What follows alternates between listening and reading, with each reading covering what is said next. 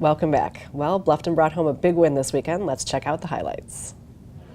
At Bobcat Stadium after the 15th Bridge Bowl, it was unlike, I think, any of the ones before. We weren't quite sure what we were going to get tonight.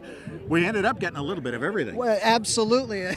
Just in the weather alone, hot, muggy, buggy, rainy, cold, windy, hard to hold on to the football. Yep. But eventually Bluffton figured out how to hold on to the football and how to take the football away from Hilton Head. 6 turnovers turned the tide, and Bluffton is the winner of the 15th Bridge Bowl, takes the advantage and takes momentum into the 4A playoffs. Yeah, they really do. 29-18 was the final score. It was only 10-7 at halftime on a last-second field goal by Evan Hayes, and we thought we were in for a defensive battle all the way. It was still only 16-10 at the end of 3 quarters, or 13-10 rather, at the end of 3 quarters. But then in the 4th quarter, Hilton Head High had a hard time hanging on to it, and Bluffton High drove them in whenever they had the chance. Bluffton won the defensive battle. Again, 6 turnovers, 4 interceptions, a couple by Jalen Thompson, 2 fumbles, and that's what really turned the game. The Hilton Head offense, for all of their speed, all of their ability, just didn't have the football for very long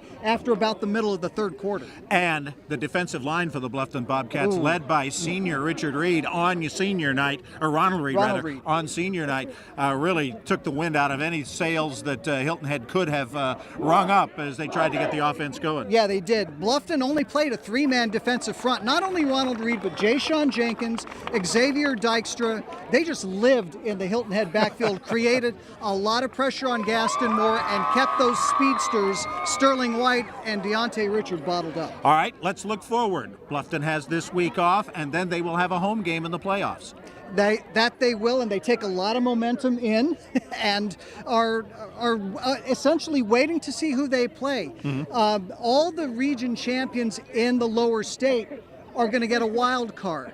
And so just like we've been talking about the wild card for Hilton Head, and we'll get more to that in a second, Bluffton's going to be very interested in those committee meetings because that's who they're going to find out who they play. Yeah, in 15 seconds, explain what Hilton Head's got to do. They need to beat Ridgeland Hardyville to get a 5th win. That would be nice, and that'll help the committee pick them as a wild card. Absolutely. It's 4 teams for 3 spots. Somebody is going to get left out. If Hilton Head beats Ridgeland Hardyville, a 500 team, I think, is going to be hard to keep out of the playoffs. But you have to do it. Yeah, they got to get it done. Hilton Head High needs to bounce back as they have struggled here down the stretch at the end of the season, losing all 3 of their region games. That'll do it from here. The Bridge Bowl belongs to Bluffton, 29-18 over Hilton Head High.